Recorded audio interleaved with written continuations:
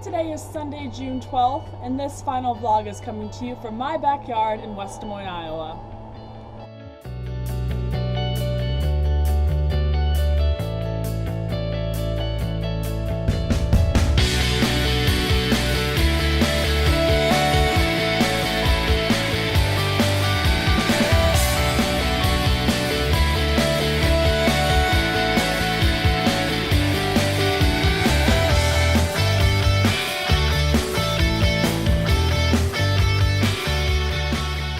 So I've been back home for a couple of days, and it's been crazy between seeing friends and family and going back to work again.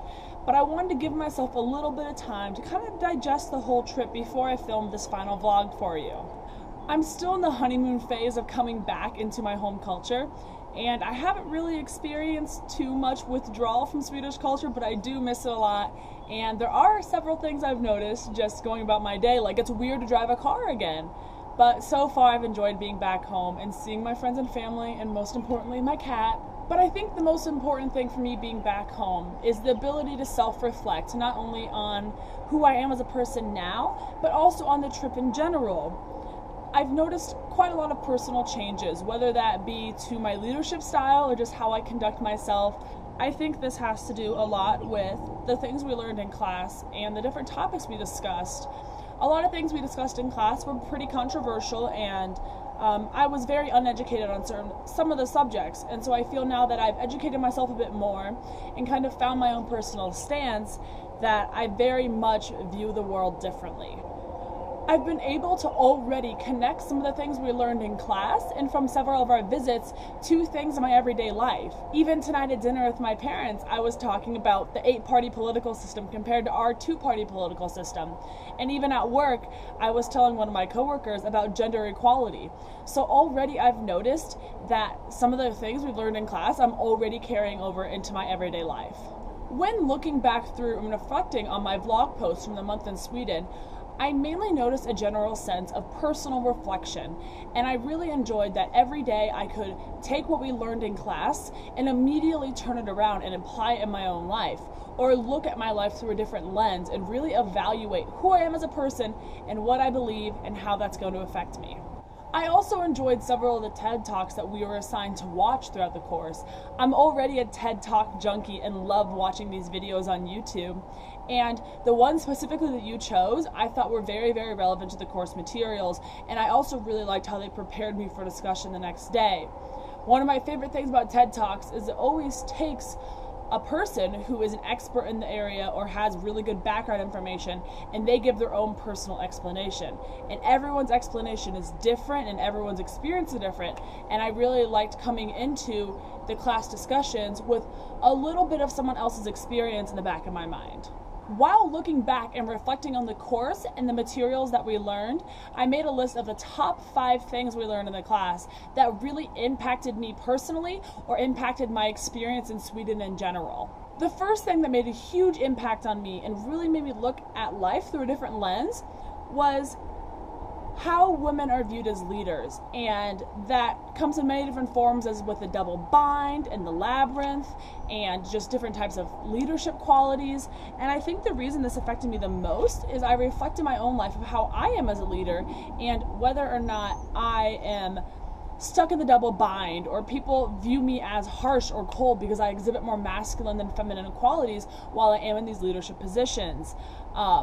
Having this lens on while I was in Sweden and looking at several other female leaders, even just looking at the news back home and looking at Hillary Clinton, I was seeing, am I also guilty of believing that women have to have this perfect balance between masculine and feminine leadership qualities? And I think that is something that I'll really continue to think going on, is that women do not have to be cold or bitchy or just driven, or whatever word you think of when you think of a female leader. They can just be a leader, and masculine qualities aren't masculine. They might just be the qualities of a good leader. Going along with the labyrinth, I really enjoyed talking about that and each woman's specific journey. In several of the TED Talks, some of the females gave their experiences about how they got from point A to point B and all the points in between they had to go through to get there. I also enjoyed talking with and hearing from several females that we had meetings with, especially the woman that we met with during the center party and the women's brand specifically, and just hearing about her political journey and how she got to the position she's in. And I really reflect on that and think about, that was that specific woman's journey, but what is mine going to look like? And 20 years from now, what position am I going to be holding, and what will my journey have been to get there? And I think the labyrinth is something really important to think about, especially going into a male-dominated field, about what challenges am I going to face going forward, and more specifically than that is, what am I going to have to do, and what steps can I take to make going through the labyrinth as easy as possible for me? The third thing that really hit home for me was the gender representation in Sweden. I remember at KTH they were saying that they're almost 50% female, whereas the College of Engineering at Iowa State is between 16 and 17%. And this really impacted my view, because here I was thinking that America's finally making way on females in engineering, and we're really not compared to a global spectrum. And this impacted my experience because I was able to look at it through such a different lens. And while in America, I'm a girl in engineering, and I am one of the few in my classes, it's nice to know that in Sweden, it's the exact opposite. Like, females are just as represented as males. Several majors are less, but they're slowly becoming more and more close to that 50% mark. And so I think it's really nice to see other cultures and know that hopefully we're on our way as well, and know that on a global scale, females are slowly becoming equal to males. The fourth thing that really impacted me was Sweden's representation of female in politics. The US is around 18%, and Sweden currently has 46% female in their parliament. And while I haven't really greatly considered a career in politics, I've always considered myself politically active, and I've always had a very strong opinion when it comes to very common political ideals. But I really enjoyed seeing the great representation. Even today in America, and currently with the election, I don't feel like there's anyone that represents me and my ideals and what I believe in. And I think that since Sweden is getting so much closer to that 50% mark, and they're more driven to equality, that overall gives them a better government and gives them a better representation of their government of the actual population. And I think it not necessarily hasn't driven me to go into politics myself, but it's definitely driven me to look more into future female candidates, and also just encourage other girls around me to go for politics, because we do need more representation. The final thing that had a big impact on me was learning about the paid parental leave. And even talking with my parents about this tonight, my dad told me that when I was born, he had 4 days off before he went back to work. I was born on a Thursday, so he took a half day on Thursday, all day Friday, but Monday morning he had an 8 a.m. meeting that he was back at the desk for. And I think this is really important, because in Sweden they have such a different ideal about family and raising children. And I think that that is something that the U.S. could take a note from and start implementing paid parental leave, and make sure that fathers have a bigger impact on their child's life. I remember the first couple days we were there, we were all like, there's so many dads with babies on the subway, it's so weird. And now coming back here, I think it's almost going to be weird for me to not see that, because I've become so accustomed and so used to seeing dads with children at a regular time. Overall, through this whole course, I've learned so much about myself and so much about my personal beliefs. And while those 5 things don't encompass all that we learned in the course, those are 5 that it made a really big impact on me, and that I will continue to actively think about and actively fight for throughout the rest of my life. I think the thing that has changed the most about me throughout the trip to Sweden was just my global view of the world and of women's leadership. I think that before, I definitely did not think that America had this huge issue with misrepresentation. I definitely had considered myself a feminist and fought for female equality, but I didn't realize that this wasn't a global issue. While it is a global issue for many countries, Sweden's not having an issue with it. Norway, Denmark, they all have great female representation in their political powers, in their CEOs, and while they still are fighting for more, they are way closer than the rest of us. And I think that that view has really changed my mindset in terms of this is not something we should be complacent with, and we should not just be okay with where we are as a country.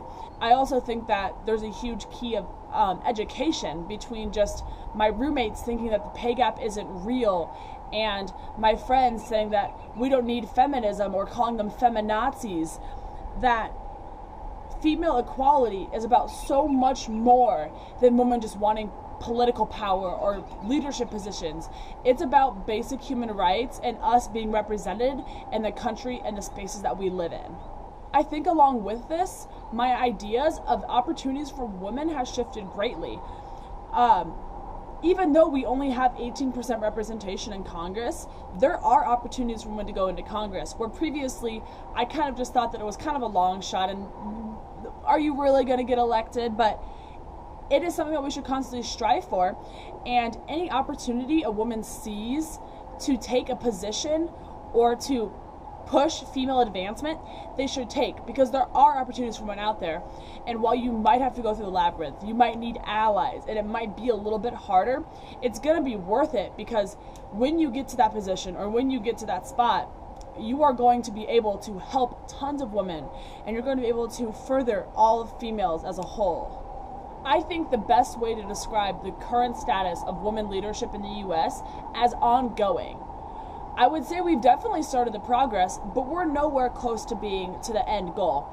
I say this because we do have women in Congress, and we do have female governors and female senators and people serving in political roles.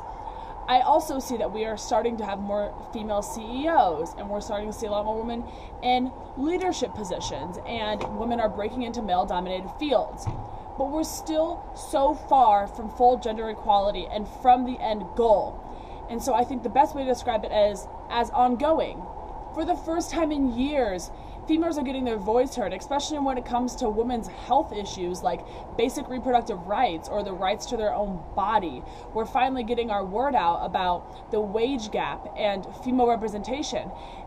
I also think we have a ton of great examples of really good female leaders right now, especially people like Michelle Obama and Hillary Clinton, those out there fighting for the everyday female. And I think that these women are great representatives and are going to do a lot for the overall status of women leadership. I'm going to use the information I learned in this course and in my experience to educate others. And I already have seen myself doing it. Just in conversation with my parents and with some of my coworkers, I'm already sharing my experiences and sharing what I've learned. And I think that, as we mentioned many different times during the course, education is key. And while I can't necessarily give them the same experience that I had, I can explain to them how my ideals have shifted and how I believe in different things now, or I have evidence to support my beliefs. I will also use this experience to drive myself to be a lifelong learner. There were so many issues that I was uneducated about that I was interested in, but I never just taken the step forward to educate myself. And I want to continue this by constantly looking into new things and researching new things and constantly educate myself about these issues going on in the world and not just being complacent with where we are.